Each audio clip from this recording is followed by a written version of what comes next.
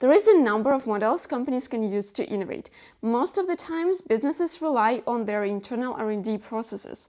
Sometimes they collaborate with their partners. Sometimes they buy startups. Sometimes companies fully rely on open innovation approach, which I believe is really great because it's all about collaboration, co-creation, and something that I endorse here on this channel. But the question is, how do you choose the right way to innovate, which will give you the result you are hoping for? Let's be honest, innovation is all about taking a risk and nothing can guarantee you the result.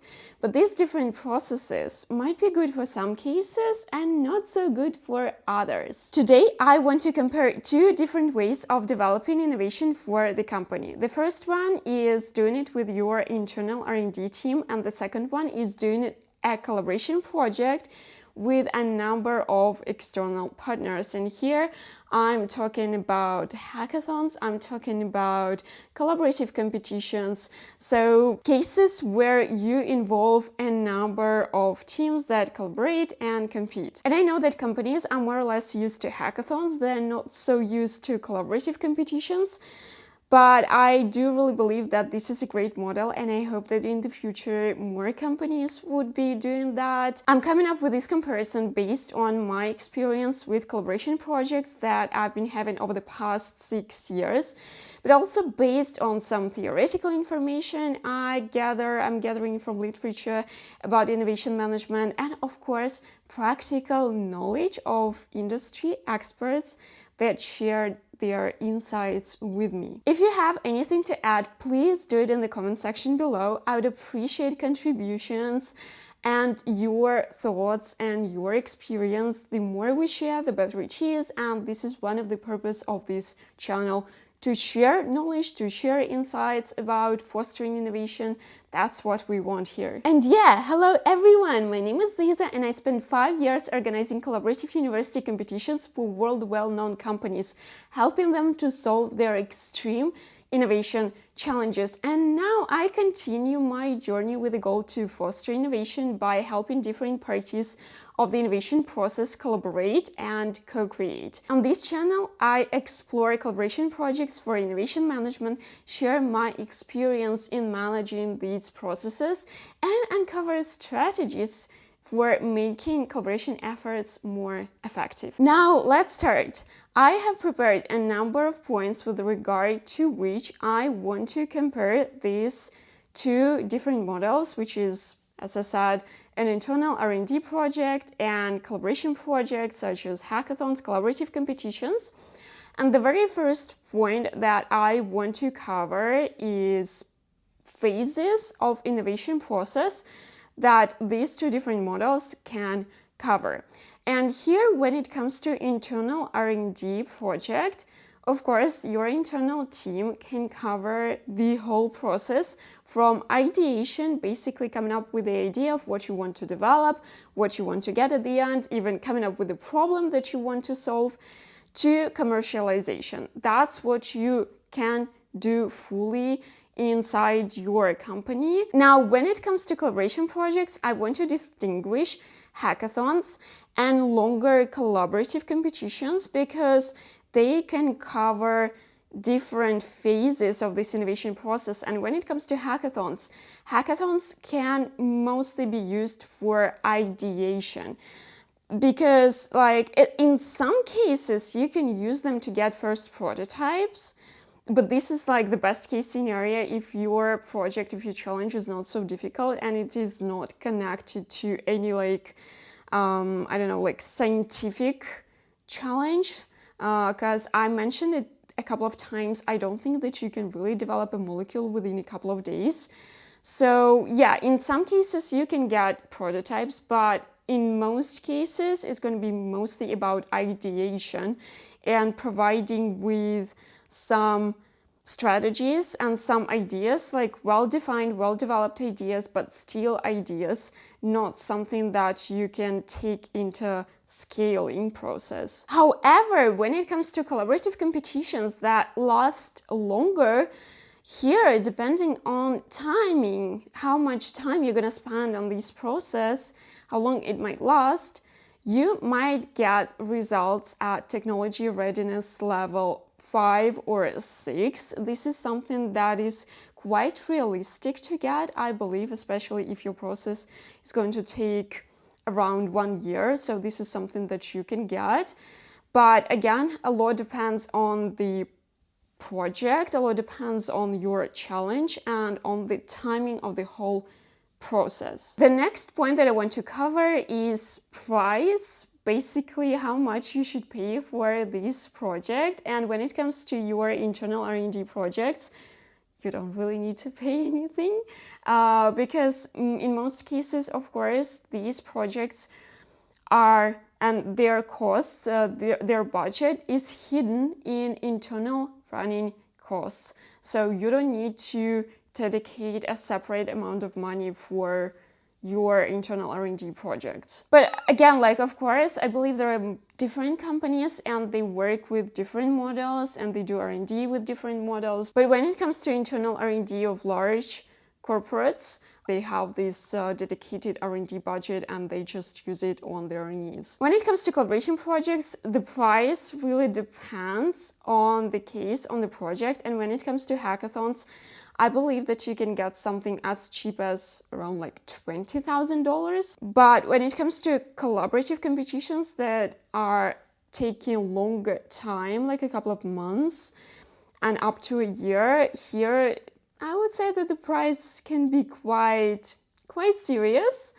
But this is understandable in my opinion, because basically you involve a number of absolutely different university teams or a number of like other research partners. So you have to pay for this amount of participants. It's not cheap, and to make them work on your project for a couple of months, that's going to take some money. Now, the next point to consider is parties involved in the process. And here, when it comes to internal R&D, it's of course going to be your team, your R&D managers, your researchers, your product managers, I don't know, sometimes marketers maybe. So basically everyone who works at your company, those are the people who will be involved in developing innovation within internal R&D process. When it comes to collaboration projects, here, of course, we have your team with your R&D managers, internal researchers, and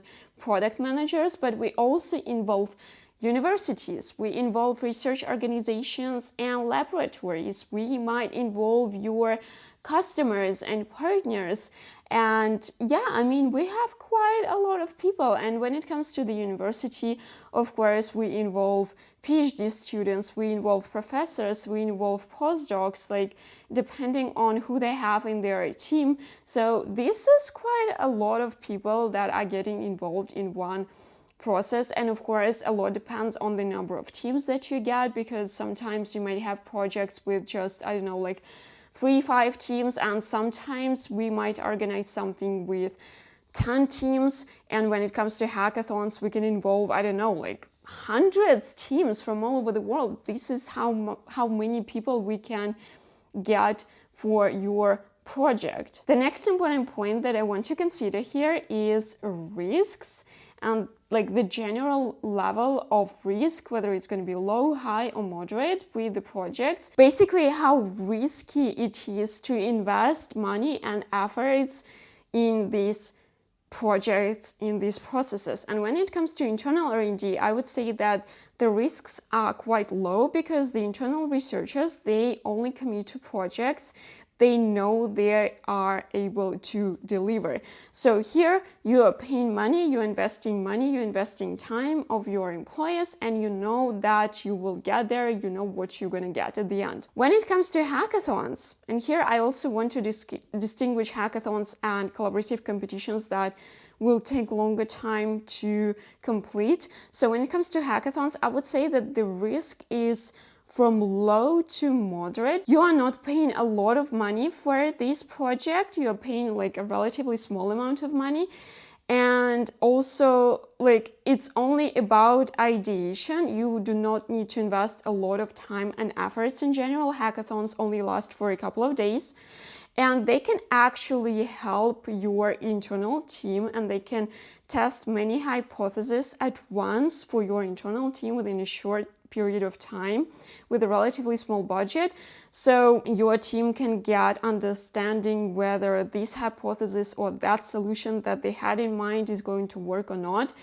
But in general, again, still low to moderate, and there is no guarantee that you will get the result you are hoping for, because we have external teams. It's just hard to predict. You are dealing with a lot of people with absolutely different background, most of which you will see for the first time. So it's just difficult to predict the result. But when it comes to collaborative competitions that last longer than hackathons, that last for months and for which you need to dedicate quite a big amount of money, I would say that the risks here are from moderate to high. But again, because we're dealing with more extreme challenges, with more extreme problems here, I would say that, of course, you have to pay for this risk. So it's something that is quite understandable. Now, the next point that I want to cover is intellectual property. And when it comes to internal R&D projects, of course, IP belongs to the company. So it belongs to you always. This is what you get, and you don't need to pay for it. But when it comes to collaboration projects, when it comes to hackathons and collaborative competitions, a lot depends on the case. It might be different. In cases of hackathons that me and my team conduct, the IP belongs to the client always. So we're making sure that we involve only teams that are ready to give their intellectual property to our clients. But in general, it really depends, especially if you organize the project by yourself. I think that here it depends on what you agree on with your partners, with the teams. But the company I was working for, when we were organizing collaborative university competitions, we also made sure that IP belongs to our client at the end of the process. That was always the case. Now, another point that I want to mention here is timing. And here, when it comes to projects with internal R&D teams, here a lot depends on which problem you are trying to solve, which processes you have in your company. It might take some time to develop everything, to test hypotheses. And also, keep it in mind that it's not always a parallel process that you are testing a number of hypotheses at once. Often you're coming up with one hypothesis and then you test another one, and etc., etc. But again, I don't know which processes you have in your company, so it's difficult for me to judge. But I know for sure that when it comes to collaboration projects and obviously hackathons, they take only a couple of days, but collaborative competitions that take longer time, in general, they allow to quickly test a number of hypotheses. And because the amount of the time that you dedicate for a collaboration project like that, when you involve a number of teams, it shortens. So it's not that long. You don't need that much time, also because everything just goes faster, and because there is the competition also within this process, so it's just teams are working faster than usually. So of course, such collaboration processes, they just take less time than you would need for the same amount of work with your internal R&D team. And sometimes, depending on the project, it might take significantly less times, because with your internal R&D team, you might work on the problem for years, and then with a collaboration project where you involve a number of partners, you can solve the problem within a couple of months. It might happen just because you invite people with different knowledge, with different experience, and they just collaboration happens faster and you find solutions faster. Now I want to sum everything up a bit and maybe add some points as well and talk about advantages and disadvantages of each model. So when it comes to internal R&D projects and their advantages, I would say It's of course about high predictability of the results and the time that you would need to develop something. And it's of course easier to transfer to production, like what you developed. Basically, you don't need to change anything. And when you work on something, on some solutions, you take all the processes on your production side into account. Then you don't need to dedicate a separate budget for such projects. You most likely already have this dedicated R&D budget. Then it's of course about deep industry knowledge that nobody but your employees and probably employees of competitive companies have. So university teams and like startup teams, they don't have this knowledge, obviously. Then of course the internal R&D team has a very deep understanding of customers' needs. You know your customers better than anyone else. You have this knowledge, you have this information. Another thing is how you're using it, but in general, you have this good understanding, and this is definitely, it's very helpful in R&D, in innovation projects. Then you have, of course, this strong expertise in your main product, like something you're focused on, and your employees know this product very well, which is also very important. I would also say that your team members know each other very well. They've been working with each other for years, probably. There will be less surprises for sure, and I don't think there will be a trust issue here. So most likely they will be working well together, even if they work in different departments. I think it will be easier to find this common ground for them. Now, when it comes to advantages of collaboration projects, I would like to mention novel ideas, of course. This is something like you can get ideas, you can get solutions that you would never come up with in your internal R&D processes, just because you're bringing so many extraordinary people with such different knowledge, you know, with such different experiences, and they will really bring this high level of creativity to the process. Then, of course, it's about additional knowledge and technologies that teams have, and you and your employees might not even be aware of them. They might not know that such things exist, and this is also very beneficial.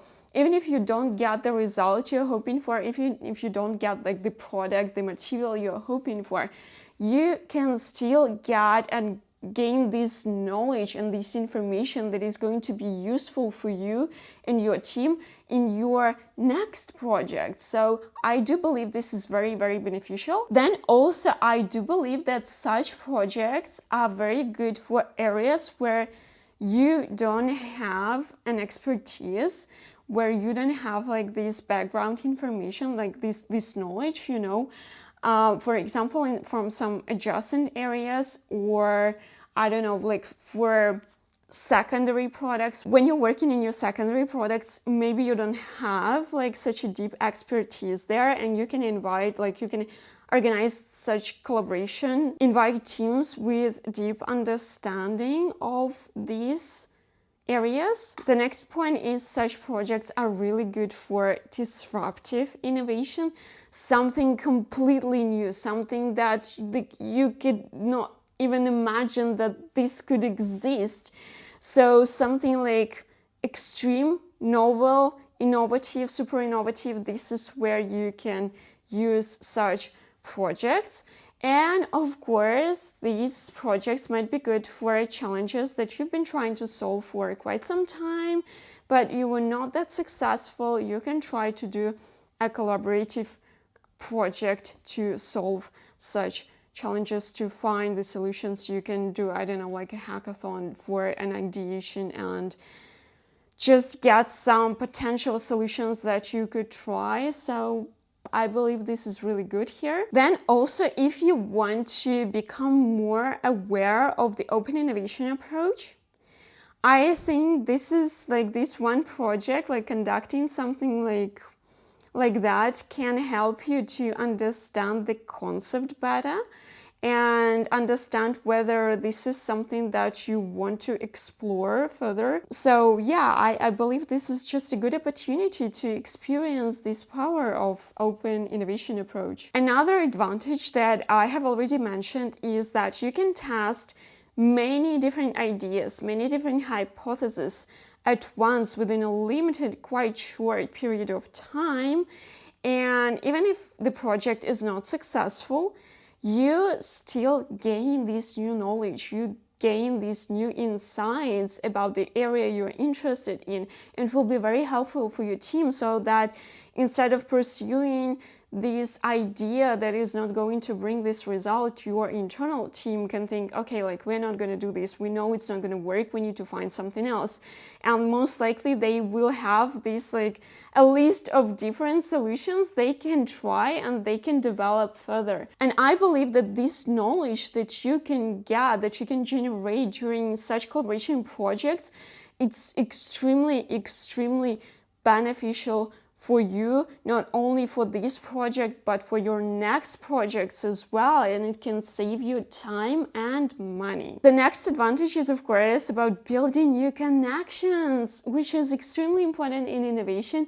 You learn about new teams you have never heard of. You learn about like new scientists, new researchers, and you can find new partners to work further, to work on other projects and to exchange information and exchange knowledge. Networks are very important in innovation management. So yeah, this is just a great opportunity to enhance your network. Also, with such projects, you have other benefits. You have cultural benefits. You can, again, connect to new partners. You can hire new people. For example, like you worked with a couple of teams and you liked people from these teams, how they were doing their job, and you want them to work for you. And you, of course, learn about a new model to use in the future, and you can do, for example, hackathons yourself in your company. Also, when it comes to hackathons specifically, these projects are of low risk. You get really quick results for ideation process. You get quick knowledge acquisition, and for longer collaboration projects, it's about relatively quick compared to normal process results with quite high TRL. And of course, you get a chance to work with experts from all over the world with such different expertise, which is like, I think this is amazing. And also, such processes, they do combine collaboration and competition, which also speeds up the whole thing. It speeds up the process of getting the result, you know? So this is something that is very special, and I would say impossible to get with internal R&D. Now, I was talking about advantages, but I have to mention disadvantages, of course, as well. And when it comes to internal R&D projects, the main disadvantage is, of course, thinking out of the box is just missing here. It's just difficult to get a lot of outstanding and not typical unique ideas with internal R&D processes. Also, with internal R&D, you get quite a low level of innovation, and you get rather continuous improvements, incremental innovations, not something radical, not something disruptive, of course. It's not always bad, and often, like, I do think that companies in most cases really need it. And when it comes to corporate, when it comes to large companies, this is something that I believe their customers are looking for. It's not always that the market and customers are ready for something completely new and crazy. Then, of course, it's about lacking expertise in adjacent areas and fields. You have, in most cases, experts in a certain field. Like if you're working in polymers, you have polymer experts in your team, but it's not always polymer experts that could help you to solve the problem that you have. Sometimes you need some other people working in other areas that could understand this problem but could bring the solution from their area to your area. So this is something that yeah, can be beneficial sometimes, but is lacking in internal R&D processes. Then, of course, for some projects, you might need to hire additional team or go with one-on-one collaboration with, with the university, for example. This is something that companies do a lot as well. So it's difficult to innovate really just inside the company. In many cases, you would still need to consider collaboration projects, but I believe that those are the main disadvantages. Now, when it comes to disadvantages connected to collaboration projects, I think the main one is, of course, low predictability of the result. We don't know what we are going to get at the very end of the process, and it's impossible to predict. Again, we're working with people here. We're working with people that we often don't know very well, and we just make assumptions that they could help, but often they cannot.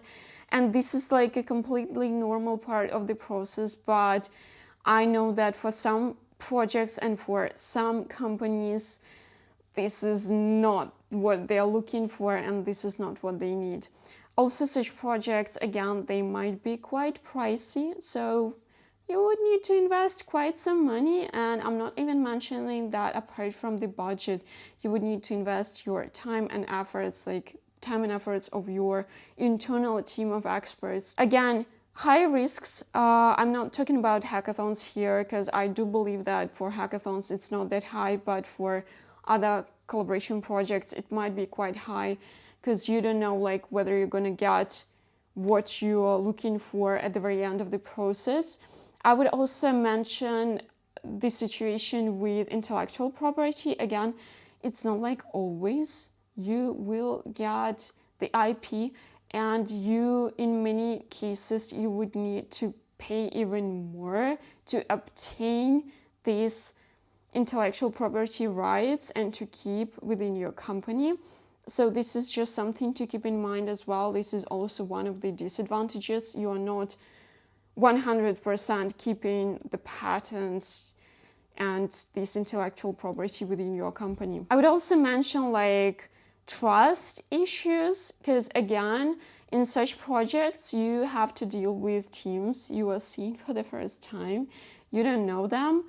So yeah, it might take quite some time to actually build this trust with them, for teams to build trust between themselves, for you to build trust with teams, for you to build trust with the facilitator of the process. This is something that also is taking time, but it is extremely, extremely important, because yeah, trust, I believe, is one of the cornerstones of the innovation process. I'm going to show you the whole comparison table on this screen, like actually 2 screens, not even one. I don't want to waste too much time for you to like look at this table. I will just leave a link to this comparison in the description section so that you can take a look at it when you need it, if you are interested in it. So that's going to be available here. And again, like coming back to the point that I made at the very beginning of the video, if you have your own insights, your own opinion about this, please share it in the comment section below. I would really, really appreciate it, and I'm really curious and I'm really interested. Maybe I missed something.